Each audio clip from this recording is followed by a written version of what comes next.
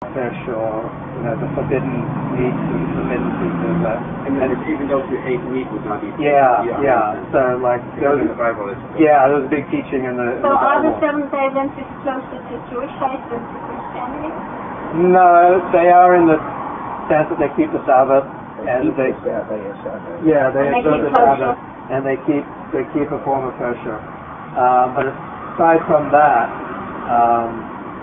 and they're vegetarian.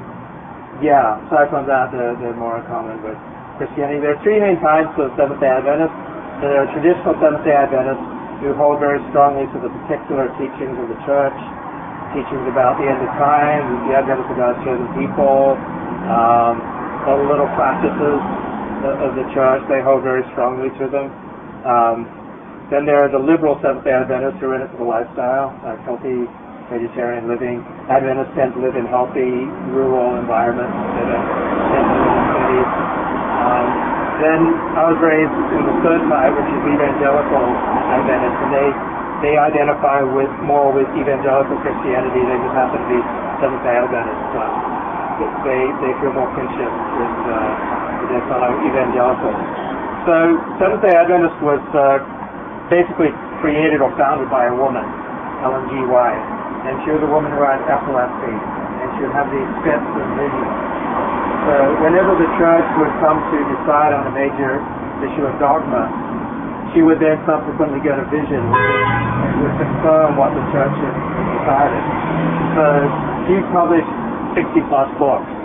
So she was kind of like the Talmud of Seventh-day Adventism. Like she would be very minute prescriptions on how you make your bed in the morning. And so when I was growing up, like everything was Sister White this and Sister White that. And she was like very against lust. So Seventh-day Adventism is a religion founded by a woman, while Mormonism is a religion founded by men. So Mormonism tries to make sacred space. So they form their own community in Utah, and they control the land, which is kind of a very masculine thing. Seventh-day Adventist is primarily about sanctifying the seventh day. Perhaps more of a feminine thing. So Seventh-day Adventists are 3 to 2 women. There are 3 women in the church for every 2 men. Even the men are kind of feminized. Like, they're taught feminine virtues of like caring, nurturing, being supportive. Like, there are very strong teachings against lust. Not sexual lust, not even a husband for his wife. That has a deleterious effect on your health, supposedly.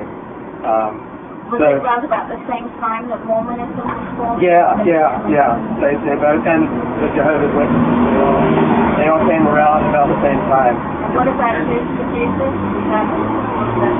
I don't know. I think I was kind of partial. Did they go to church on Saturday instead of Sunday? Yeah, we observe the Sabbath from sundown Friday night to sundown Saturday night, and we go to church on Friday night, Saturday morning, and often Saturday afternoon. And you would avoid doing work that day again? You'd avoid doing work, but you would drive. Yeah. You could turn on electricity, you could heat food. You weren't supposed to cook, but you could heat food. Oh, yeah, there was a restriction on cooking.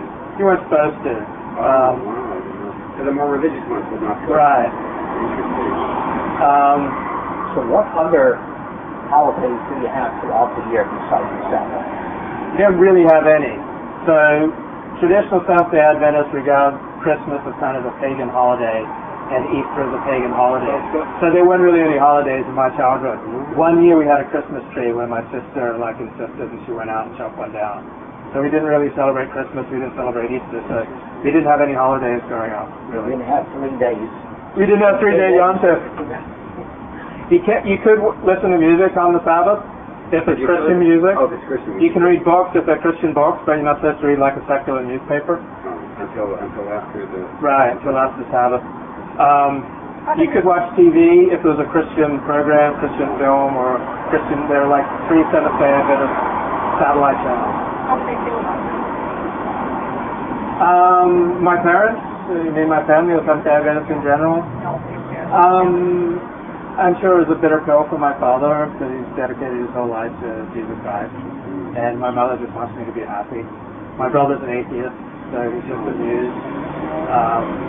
My sister's an evangelical Christian, so I think she just wants me to be happy. So when I was one year old, my mother got very sick, and she was diagnosed with bone cancer. over the next 3 years, she withered away to 60 pounds and died. So I always had a keen sense of death, and I always knew from the youngest age that just because you're a vegetarian, it didn't shield you from much necessarily. There's no guarantor of health and protection from death. I knew a lot of people as a child who died who were vegetarians. So I never really had an illusion that... health reasons why do you think that's so? They died young. They were vegetarians because they died. No, many of them were middle-aged or older, but I knew death. In particular, my mother. So They could get the medical care? no, it's just like, my mother got medical care. Seventh-day Adventists believe very much in medical care. I mean, for the youngsters, the 1-year-olds, the 2-year-olds. Yeah, everyone gets medical care. Yeah, there are a lot of Seventh-day Adventist medical schools. Infancy is Yeah, high risk Yeah. of death in infancy unless you have good yeah. medical care there. So is there a correlation then, if you have a large percentage of Seventh-day Adventists as vegetarian, is there some correlation of those who are vegetarian that are living longer? Yeah, Seventh-day Adventists tend to live 4 to 10 years, depending on the statistics, longer than the average in the United States, yeah. And then have low rates of heart disease and maybe cancer or other things like that. So, yeah. And I just want to say that being totally vegan does not at all mean that it's healthy, because Right. I could live on a diet all day of just cookies, cakes, and candies. That's totally vegan, but everybody knows that's not very healthy. Right. You know? So, Well, sugar was really frowned upon in the religion, And white flour and white flour and processed oils. when you're vegan, you have to eat the right vegan or vegetarian food. So until I was 14, all my friends were Seventh-day Adventists. I was a little bit like Rabbi Baruch Kunin, who had a Chabad on the West Coast, and he didn't realize there were non-Jews in the world until he was 5 years old. So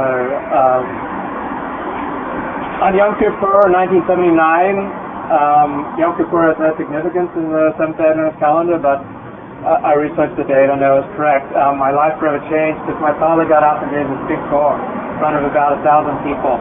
He essentially denied all the particular teachings of the church, that they were God's chosen people, that Seventh-day Adventists are no more chosen than other evangelical Christians, and he lost his job with the church, understandably, because of it. So we moved outside of the church for the first time when I was 14. And that's the first time I had friends who ate meat. So it's the first time I had to kind of articulate why I was a vegetarian. And like even back then I said, look, it's just habit. It was the way I was raised. And I went to public school for the first time at 16. And people were like, you mean you've never had a Big Mac, man? You never had a hamburger in your life? They just like couldn't get their head around it. Like they tried to tempt me, but never tempted me. Like many things tempted me out in the world, but eating meat was never one of them. So I guess I've been imprinted, whether I like it or not, by my heritage, because I don't like to drink. I don't like to drink alcohol. I'll have like a mouthful of Kiddush if I need to, but I would prefer to make it on grape juice. I don't like alcohol. I generally abstain from caffeine. I don't smoke. Never tried any kind of illegal drug in my life. I've never tried marijuana. I'm very much in some way like good preachers did, that I converted to Judaism. Remember when I went to college, I like tried to throw away everything from my childhood. When I was a child, I thought everything we did in my home was the best for everybody. And then I went to college, and one story, we didn't have a TV until I was 14. We bought a TV, and we were watching 60 Minutes one day on these poor illegal immigrants to the United States and how they could only afford to eat rice and beans. And I said to my parents, hey, that's what we eat. It's like a lot of rice, a lot of beans, a lot of fruit. Like those are the staples. So when I was at college, I just tried to like throw away everything, but I still couldn't cross the barriers to meat or to alcohol. Like it still makes me nauseated to be really close to meat. So like at Kiddush or at Jewish homes all the time, I have to like pick up these big plates of chicken and meat and pass them to the next person, and they're like swimming in grease, and it's just like absolutely nauseating me. I remember in 2003, this really pretty woman invited me out to dinner, and it was at a non-kosher restaurant, but I went, and I don't remember what I had, but she had salad with ham in it. And like, as I was just